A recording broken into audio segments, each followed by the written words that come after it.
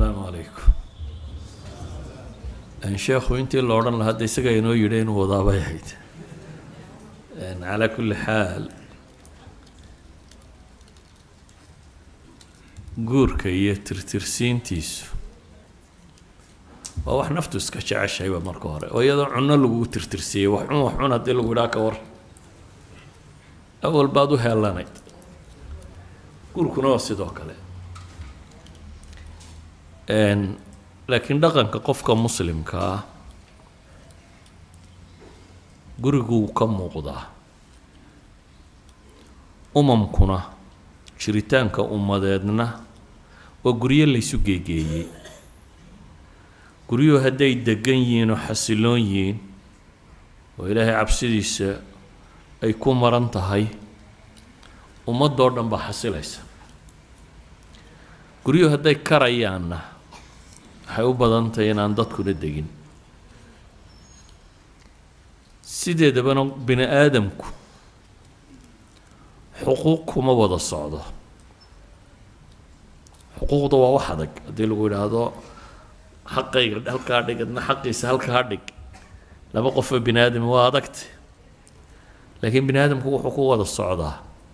in lays ixtiraamo oo laysu tanaasulo oo lays dhammaystiro oo dadku ay isdhammaystiraan sida daraaddeed xuquuqda qur-aanka ku soo aroortay ama sunnada ku soo aroortay inta badan waa xuquuq si mutlaqa u warramaysa oo wacaashiruuhunna bilmacruuf baa ilaahay leeyahy wacaashiruuhunna bilmacruuf haweenka waxaa kula dhaqantaan baa ilaahay leeyahy macruuf wax curfiga ku fiican oo la garanayo sama kula dhaqma samahaasi wuu joogayaa xataa marka la kala tegaya baa ilaahay ku tilmaamay faidaa balagna ajalahunna faamsikuuhunna bimacruufin aw faariquuhunna bimacruuf baa la yidhi xataa hadday kala teg gaadho waa in macruuf lagu kala tagaa marka asalku waa in macruufkaa lagu wada joogaa ninka iyo gabadha xuquuqda ka dhaxaysa badh waa xuquuq maadiya xuquuq maadiya maalan sadaaq baa kugu waajibay nafaqaa kugu waajibtay sakan baa kugu waajibay iyada furaash baa ku waajibay waxaasoo dhami waa xuquuq maadiya waxna waa xuquuq ka gedisan maadada oo ah dhaqan iyo akhlaaq iyo bini aadamku siduu wada joogi karo bini aadamku wuxuu ku wada joogaa waa akhlaaqda markay dhalintu isguursanayso waxaan dhahaa qof waliba krem buu ismariyaa labeentiisu sheegaa intaada jecjocornimadaa waad qarsataa un soo maaha cid koru soo qaadoo tidhaahdaa iinahana waan leeyahay ma jirto nin waliba fariidnimadiisa iyo inuu ragga ka laga qaata yahay buu sheegaa habluhuna sidoo kale laakiin marka guriga la tago real life baa la galaa nolosha dhabtaa kumaa tahay markaasaa la ogaanaya soomaalidu maxay ku mahmaahi jirtay jid ma la martay jidiin ma la cuntay jabad ma la degtay bay yidhaahdaan waa weedhi cumar laga soo naqlin jiray qofka waxaad baran kartaa bay yidhaahdaan marka aada safar wada gashaan idan isku kin xidhee wax idinka dhexeeyaan ama markaa jabad wada degtaan bay yidhaahdaan markaa isku degaan noqotaan dee qofka dumara isku degaan baa noqoteen qol yar baa u wada hoyateen saa daraaddeed xuquuq badan badan baa la isku leeyahy ninkuna wacaashiruhunna bilmacruuf baa la yidhi iyadana waxaa la yidhi walahunna mithlu aladii calayhinna bilmacruuf iyana inta lagu leeyahay in la midoo macruufa bay leedahay walilrijaali daraja baa markaa la tilmaamo ninku mid dheeraada buu leeyahay oo waa maxay alrijaalu qawaamuuna cala annisaa bima fadala allahu aayaddaasi intaay tilmaamayso rijaalku waxa ay dheer yihiin gabadhee quri waxa weeyaan marka guriga la joogo inay qiwaamatulbeyt leeyihiin guriga maamulkiisa inay leeyihiin waxaan idhaahdaa idaaradda reer galbeed iyo sida wax loo maamulo aad bay ugu guulaysteen meel qura shirkad qura bay diideen idaaraddeedii shirkaddaasina way ka burburtay galbeed oo dhan galbeedka marka nimankan reer galbeed ee dee culuumul idaara inoo soo waariday ee waxaan la daraaseeyey tirada badan la keenay hadday sharikaad tahay hadday dowlada tahay hadday mu'asasaad tahay hadday system idaariya hadday organisation tahay system idaariyo aada u fiican bay leeyihin herarki leh kala koreeya cidina maamusho cidina taxadka ku jirto oo dabeetana la kala dambeeyo meel bay diideen in la kala dambeeyo waa gurigu kala sarreyn ma laha bay yidhahdeen ninkii gabadha iska siman yihiin dabeetana wuu burbura shirkad aan kala sarreyn lahayn ma socoto wax jiri kara maaha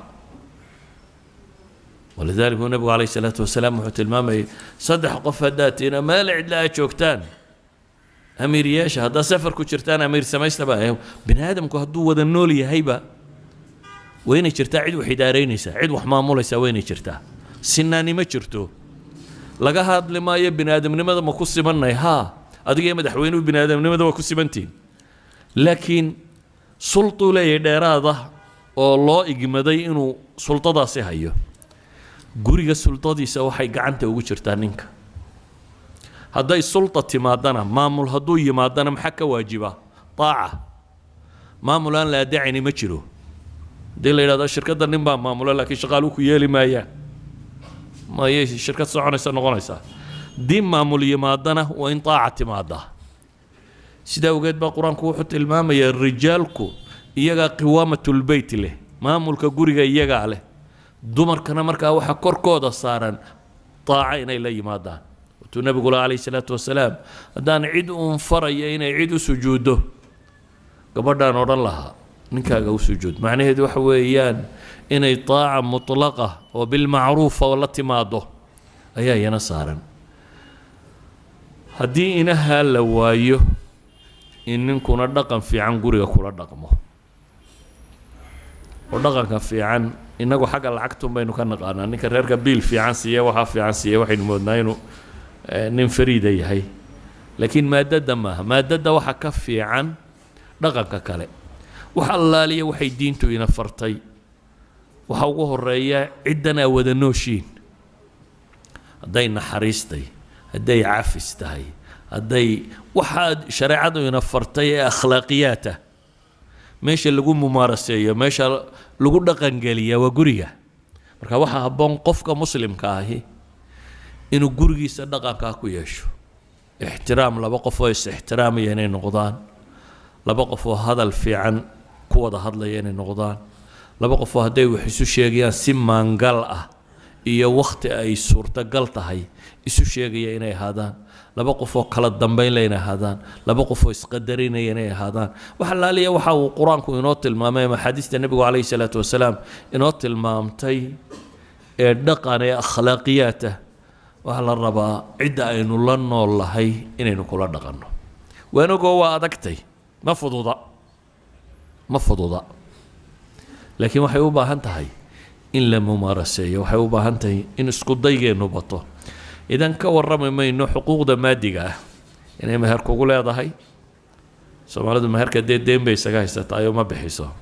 iska uun kolleyba la siin maayo sheeg bay idhahdeen wadaadka uma heri laakiin waa xoolo ay xaq u leedahay weliba waa xuquuq ay leedahay markaa in la siiyo inkastoo innaga curfigeenu noqday gabadhan haddii la siiyo xaqeeda maalay moodo inaan guriga waxbaba ka oolin oo in la leeyahay waad iska sii tegaysaa laakiin xuquuqda maaliga hadday tahay sadaaqa iyo hadday tahay nafaqadii biilkii iyo hadday tahay sakankii iyo meeshii la degayey waa xuquuq maaliya oo qofka lagu leeyahay iyo hadday tahay qismadii haddii ay jiraan zawjaadku wixii intaa ka soo hadhee maadada ka yimaada waa macruufka oo akhlaaq iyo dhaqan islaamiya in la yeesho waxaan rajaynayaa waqtigii mala salaada waa gaadhaysaa sheekh cali baana baabkan mala khabiir ku ah marka inta ka hadhay isagaan u daynaya wassalaamu calaykum